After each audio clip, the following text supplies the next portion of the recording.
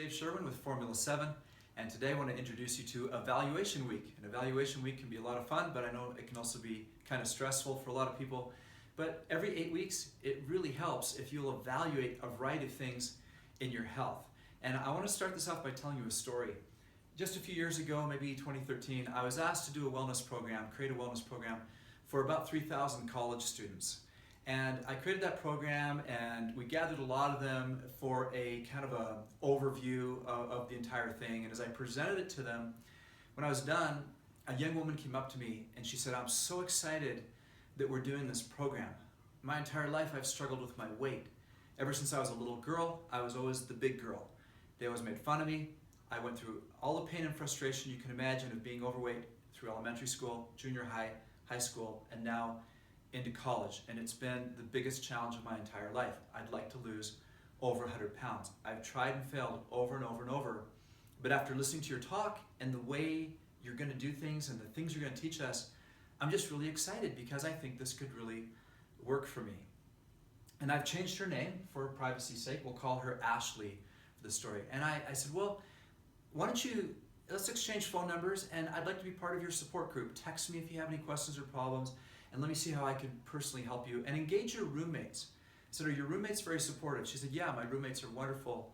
I said, "Well, why don't you tell them about your goal and see if they'll help you too, because having a good support group really helps."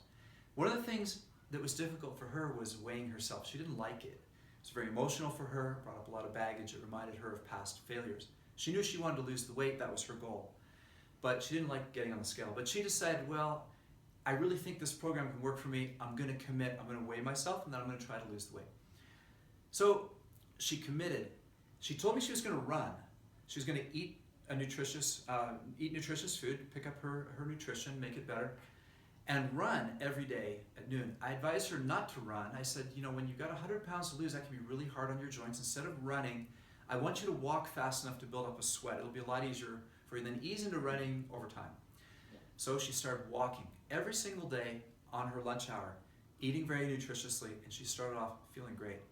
But after month 1, she met with me and she said, every single day I ate more nutritiously than I normally do.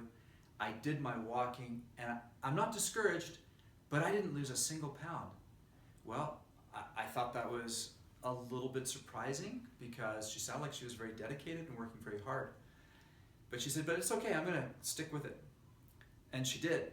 1 month later, she was still eating better than she had in a long time. She was still exercising for an hour, 5 days a week, and still hadn't lost a pound. I kid you not a single pound. After 60 days of improving her diet and doing fairly vigorous exercise for her. After 90 days, she had not lost a pound. Now, by this time, I was kind of shocked because I've been doing this a long time, and I'd never seen anything like it. 90 days later, working very hard, now she was getting discouraged. But she said to me, "You know what? I'm going to keep going anyway. Even if this is just the body God gave me and I'm stuck with it and I can't lose any weight for whatever medical reason or physiological reason, I do feel better.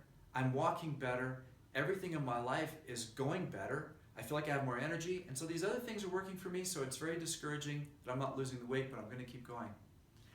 1 month later, she checked in with me, and she was a new person. She looked differently. Her face looked different, not only in that I could tell she'd lost some weight, but she was glowing. There was a radiance in her eyes, and she, in tears, told me that suddenly she'd lost 35 pounds. And she went on to continue losing weight. The reason I share this story with you is not only is it a wonderful story of success, but a lot of people struggle with something in their life, whether it's weight loss, whether it's overcoming some other health challenge. And for her, getting on the scale when we first started this journey with her was a very negative experience. She didn't like getting on the scale. It just brought back memories of failure and even shame. But through continuing to apply the principles and working at it and continue to be faithful to the process, she finally achieved the success that she wanted to achieve all of her life. Her entire self-image of her body changed to where she became very, very grateful for her body, for her health. And something that had brought her pain before started to bring her great joy. And so this attitude of gratitude, being grateful for your body, it's different for everybody. Some of you listening to this may be in a wheelchair. Some of you are older, some of you are younger. We have men and women. We have mothers of 6 and 7 children, and we have young people. So we know that all of you come from a different place. But whatever place you're at, I really think that all this starts with gratitude. Be grateful for what you have, so that when you go to measure, when you go to evaluate your current health, you're not comparing to anybody else. It doesn't matter how you compare what you're measuring. Evaluate what you want to. This is the other thing. It doesn't have to be the scale. Your goal may not be 100 pounds of weight loss, as Ashley's was. But if weight is important to you, then measure yourself. Measurements are a great thing to take. We're going to give you a couple of videos later in the week on how to measure for men and how to measure for women. But what about personal benchmarks that are unique to you? If you're a weightlifter, you might want to evaluate this week how much you can bench press or squat or deadlift, etc. If you do push-ups as part of your routine, how many can you do? Have you ever tried that? How about if for runners, you could evaluate your run distances. When I was doing competitive triathlon, we regularly, at least monthly, tracked how fast we could run a 5K. That was kind of a benchmark run for us. Whatever it is for you, whatever your sport is, wherever you're from, I don't know. But all I know is if you'll take this week evaluating and even setting some goals and objectives for the future, it will serve you well. And in 8 weeks, we're going to revisit this. We have a Google form that we've created for you. As a matter of fact, thanks to Dr. Joe Capone, who created this form. There'll be a link to this near the video. Click on it, and you can fill out that form that will assess a lot of various and important areas of your health. So I advise you to take that. You'll get the results in your email box and be able to keep track of that and compare in 90 days, in 8 weeks, how well you've done in Formula 7. Another thing that I would challenge you to do, and there'll be more on this later as well, is use a tracking app like MyFitnessPal. If you've never done it before, you're probably going to learn a lot by just tracking your intake, just for 2 or 3 days even. Just keep track of exactly what you ate. So that's another valuation. It will tell you how much of your calories is coming from fats, carbs, and protein, and how many macronutrients you're getting, etc.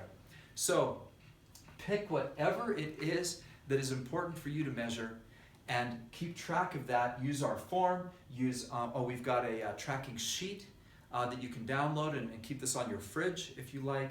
And then you'll be able to compare how well you've done after one full cycle of Formula 7 8 weeks from now. This is Dave Sherwin wishing you success.